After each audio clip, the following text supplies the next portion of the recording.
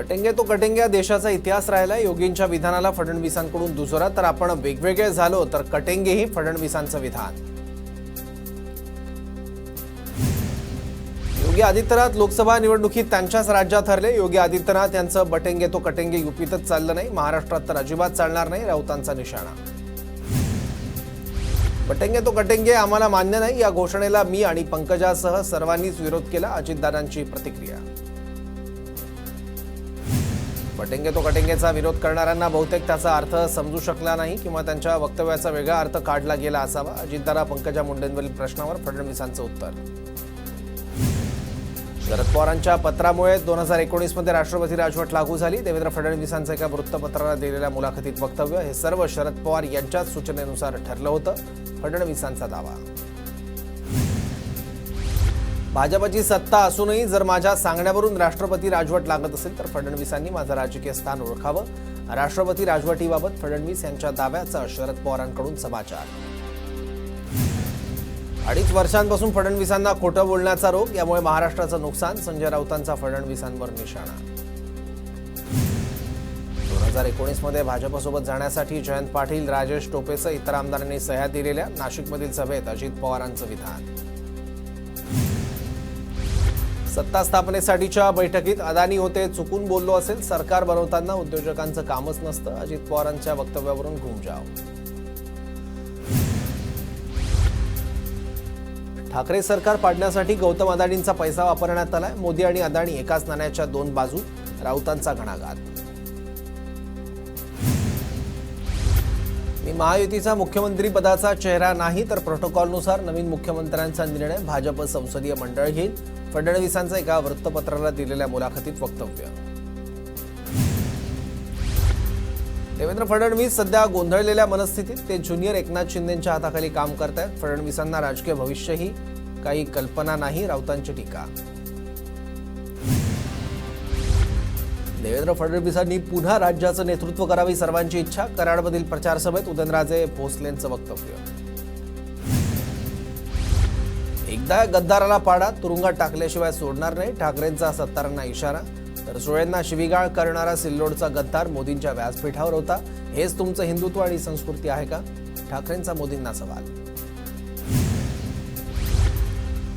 मी म्हणजे मिंधे नाही, 2.5 वर्ष त्यांना बहीण आठवली नाही, निवडणुकीच्या तोंडावर महिलांना 1500 रुपये दिले जात आहेत, मिंधेंच्या आता चिंध्या होणार, सिल्लोडमधील सभेतून ठाकरेंचा शिंदेंवर निशाणा। ठाकरे संभाजीनगरच्या नावाला विरोध करणाऱ्यांसोबत बसले, तर राहुल गांधींनी सावरकरांबद्दल 2 वाक्य चांगली बोलून दाखवावीत, हिंगोलीच्या सभेतून अमित शहांचा पुन्हा हल्लाबोल। ठाकरे गटही आता बाळासाहेबांना हिंदुहृदय सम्राट म्हणत नाही, तर शहजादे कुठून बोलणार, देवेंद्र फडणवीसांचा उद्धव ठाकरेंवर निशाणा। कोल्हापूरच्या इचलकरंजीत भर पावसात शरद पवारांची सभा, मविया उमेदवारासाठी घेतलेल्या सभेला कार्यकर्त्यांची मोठी गर्दी। मलिकांना आम्ही मोदींच्या सभेचं निमंत्रणच दिलं नाही, निमंत्रणाशिवाय आले तर माघारी पाठवलं जाईल, देवेंद्र फडणवीसांचं विधान। राज ठाकरे आमचे आहेत, मात्र महायुतीत 3 पक्ष असल्यामुळे 4थ्या पक्षासाठी जागा नाही, महायुतीत राज ठाकरे का नाहीत, या प्रश्नावर फडणवीसांचं वक्तव्य। अमित ठाकरेंना आता पाठिंबा देणं शक्य नाही, शिंदेंच्या उमेदवारामुळे पाठिंबा देणं शक्य नाही, वृत्तपत्राला दिलेल्या मुलाखतीत फडणवीसांकडून स्पष्ट। राज ठाकरेंच्या हस्ते मनसेचा जाहीरनामा प्रसिद्ध, 2014च्या ब्लू प्रिंटमधील अनेक गोष्टी जाहीरनाम्यात, तर मूलभूत गरजांसह महिला सुरक्षेचा मुद्दा मनसेच्या जाहीरनाम्यात असल्याची राज ठाकरेंची माहिती। शिवरायांच्या मंदिरांपेक्षा विद्यामंदिरं उभी करणं गरजेचं, शिवरायांचं मंदिर बांधण्याच्या उद्धव ठाकरेंच्या आश्वासनावर राज ठाकरेंची टीका। 17 तारखेला शिवाजी पार्कवर सभा घेणार नसल्याच्या राज ठाकरेंच्या विधानानंतर मनसेला परवानगी देण्यात अत्यंत उशीर झाला, मनसे आता सभा घेणार नाही, मनसे नेते अविनाश अभ्यंकर यांची माहिती।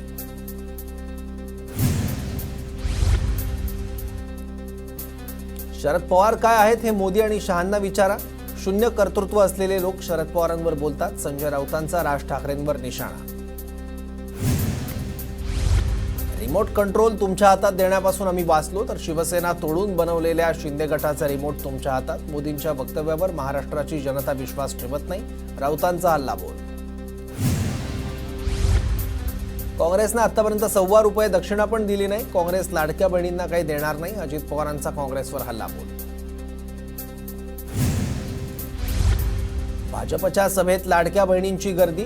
नरखेडमधील फडणवीसांच्या सभेत 50% जास्त महिला. रात्रीच्या सभांमध्ये पुरुषांपेक्षा महिलांचीच जास्त गर्दी. छगन भुजबळांकडून येवला लासलगाव मतदारसंघात वचननाम्याचं प्रकाशन. पुढील 5 वर्षांच्या विकासाचं विजन.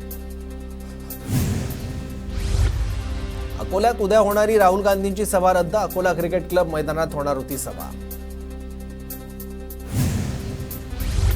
कोल्हापुरात उद्या काँग्रेस नेत्या प्रियंका गांधींची सभा होणार. महाविकास आघाडीकडून सभेची तयारी पूर्ण. काँग्रेस नेते सतेज पाटलांकडून सभास्थळाची पाहणी.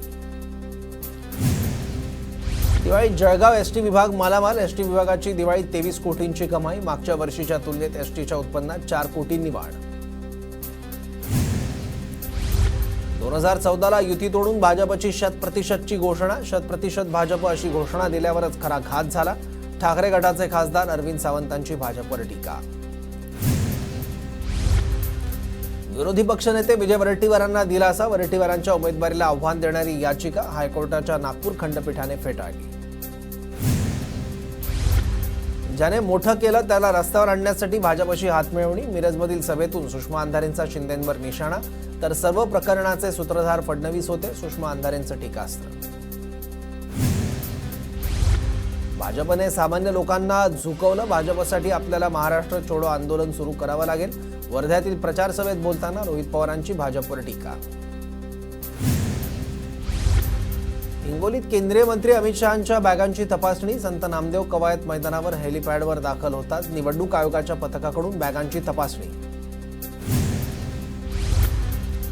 पंढरपुरात हेलिपॅडवर जयंत पाटलांच्या बॅगांची तपासणी. जयंत पाटील हेलिपॅडवर दाखल होतात. निवडणूक आयोगाच्या पथकाकडून बॅगची तपासणी. अनिल सावंत यांच्या प्रचारासाठी जयंत पाटलांची पंढरपुरात सभा.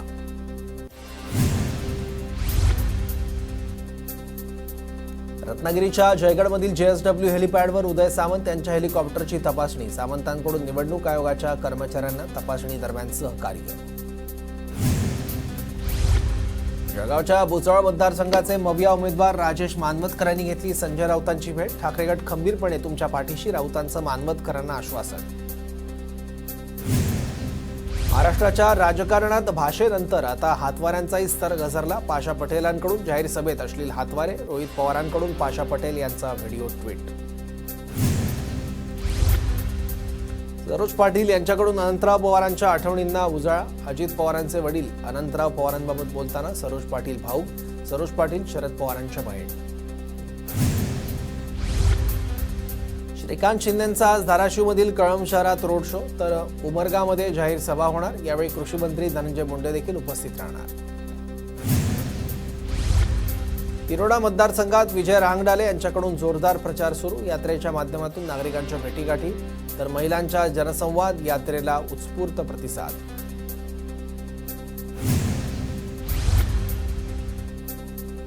वाशिम मतदारसंघात महायुतीच्या उमेदवारांकडून जोरदार प्रचार सुरू. 10 ते 12 गावांमध्ये एकाच दिवशी जाऊन मतदारांशी उमेदवारांकडून प्रचार.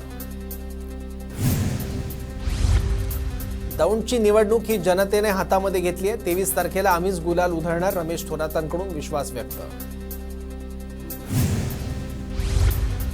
पुण्याच्या शिरूर हवेली मतदारसंघात विधानसभेचा प्रचार शिगेला. अजितदादा गटाचे माऊली कटके आणि शरद पवार गटाचे अशोक पवार यांच्यात लढत. उमेदवारांकडून गावभेट दौरे सुरू. भुसावळचे भाजपा उमेदवार संजय सावकारेंच्या प्रचारासाठी त्यांची पत्नी रंजनी सावकारे मैदानात. शहरात भव्य प्रचार रॅली.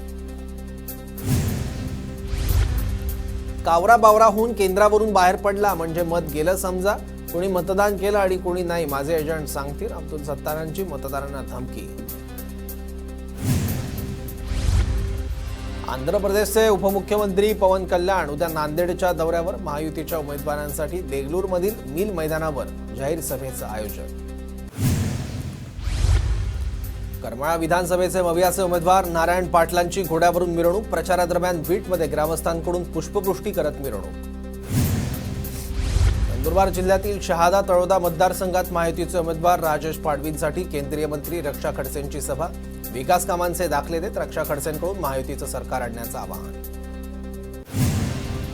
भव्याचे उमेदवार वसंत गीतेंकडून प्रचार सुरू. मॉर्निंग वॉकसाठी आलेल्या नाशिककरांची भेट घेत प्रचार. पिंपरी चिंचवडमध्ये शंकर जगतापांसाठी पुतणी प्रचाराच्या मैदानात. ऐश्वर्या रेडुसे जगताप यांचा काका शंकर जगताप यांच्यासाठी प्रचार. डोंबिवलीत बंजारा समाजाच्या मेळाव्यात भाजप नेते रवींद्र चव्हाण सहभागी. बंजारा बांधवांसोबत रवींद्र चव्हाण यांचा संवाद. नागपूर पश्चिम मतदारसंघात भाजप उमेदवार सुधाकर कोळेंची दररोज 3 तास पदयात्रा.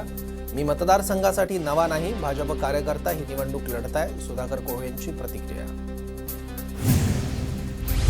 कराड दक्षिण विधानसभेत भाजप उमेदवाराचा जोरदार प्रचार. डॉक्टर अतुल भोसलेंकडून घरोघरी भेटीगाठी घेत प्रचार. सांगलीच्या कवठेमहांकाळ मतदारसंघात संजय काका पाटील आणि अजित घोरपडेंचा एकत्रित प्रचार. मतदारसंघात अजित घोरपडे यांनी सभांचा धडाका लावला.